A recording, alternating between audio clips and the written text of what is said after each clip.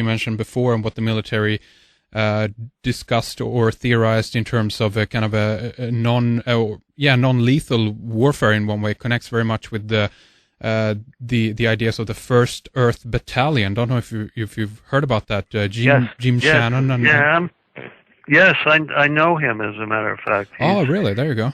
He's a friend of mine, and we communicate. I haven't talked to him I haven't talked to him since the movie came out. Actually, I don't think he was very pleased with the movie. I'm trying to think of what it was called. The Men Who Stare at Ghosts. That's right, exactly. I think it sort of mocked the whole concept of the First Earth Battalion and the number of the techniques that it developed. But you're absolutely right. That was sort of an offshoot of the LSD research that was conducted. But the First Earth Battalion actually went in many positive directions in terms of the military. But the military, from what I can see, never really took that seriously. It was a project, and it remained a project, and then sort of petered out. Mm.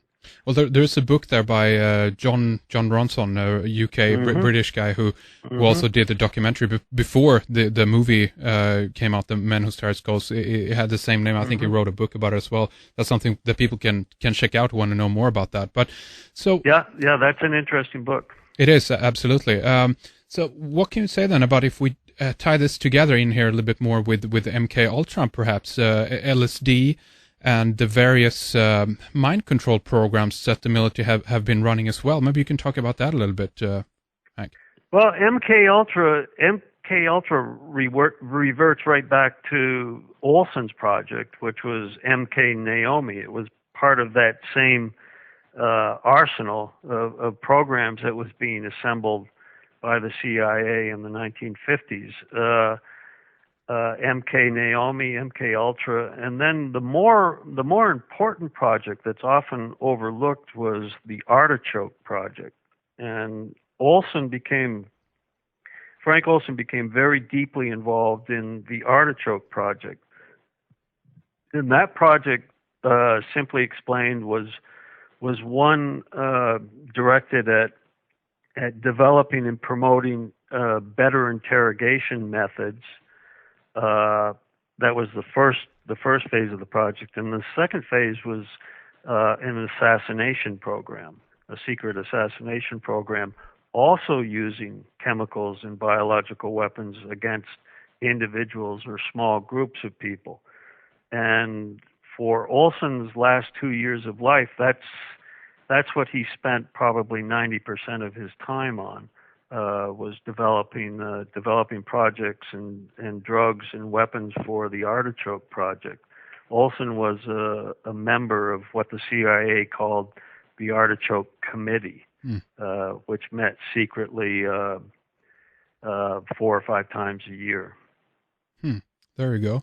So, I mean, if we just briefly tie this together with some of the modern things we can see in terms of disseminating some of this through aerosol or spraying, we can call it then. I mean, we, for instance, recently did a program here about chemtrails, and I'm certain that you must have stumbled across this in your research and begin to wonder what this is all about, and if there's some truth to that then, because they certainly have done these kinds of experimentations in the past in terms of biological warfare. But what can you say in terms of what potentially is going on today with some of these different spraying programs and so forth? Do you know anything more about that?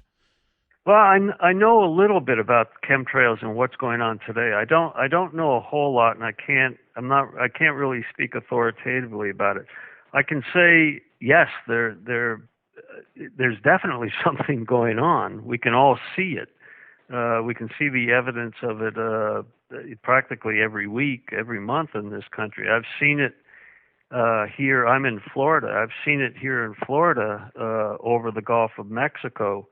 About 3 or 4 years ago, there was a tremendous amount of chemtrail evidence in the sky for about a week. I mean, it was just amazing. People were taking pictures of it.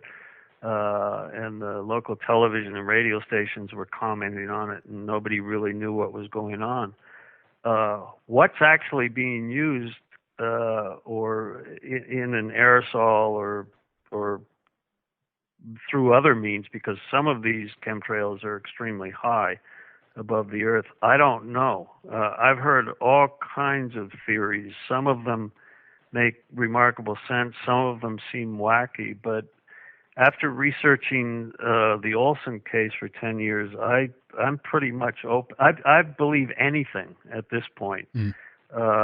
And one of the reasons for that is in terms of Olson initially was considered to be a suicide, that the American public was told that he had been depressed, and because of depression, and perhaps because he had been given LSD 9 days before his death, because he was depressed, he jumped out of a window in New York City, a 10-story window in New York City, out of a hotel window to his death on the sidewalk below. Mm. But after about 8 years, in terms of aerosol, you bring up the subject of aerosol spraying.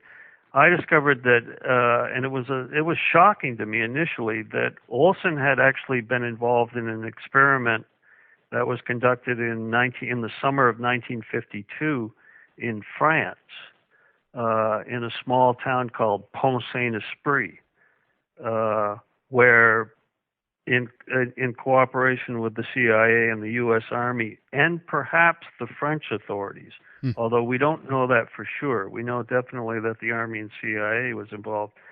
They sprayed a small town with LSD, and between 600 and 700 people were affected, and 5 people actually died as a result, and 2 or 3 people committed suicide. That's a very famous incident in terms of the annals of LSD, and it's been consistently explained historically as a result of ergot poisoning. Mm-hmm. Yeah. People in France and people worldwide, but primarily in France and the United States, have been told that the bread that was supplied to that town from a nearby baker had become infected with ergot, that it had been a wet summer, and the yeast he had used in the rye infected the bread. But that's not true, and that explanation actually was discounted about 10 years around 1960 or 1962 by a number of scientists who went in and independently studied the events at Pont-Saint-Esprit.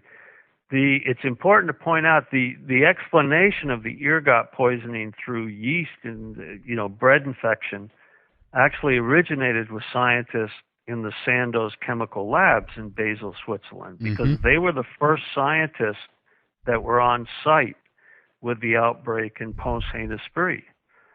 And they were considered experts because they were all biochemists, and everyone thought, well, goodness, they can explain what's going on. What people didn't know in 1953 is these very same scientists from the Sandoz Chemical Company were working secretly with the CIA and supplying the CIA and the U.S. Army with LSD for experimental reasons. And Pont-Saint-Esprit had been selected as a test site, as an experimental site for the drug to be used in aerosol form.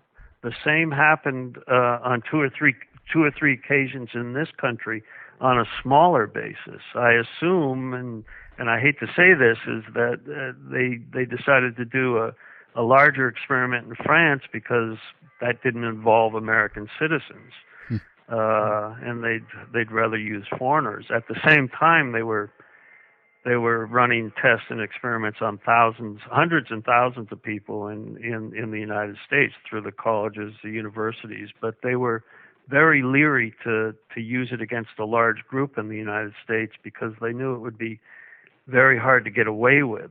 So they selected a town in France that was almost almost appeared to be a medieval town to a lot of people. And of course, communications in the early 1950s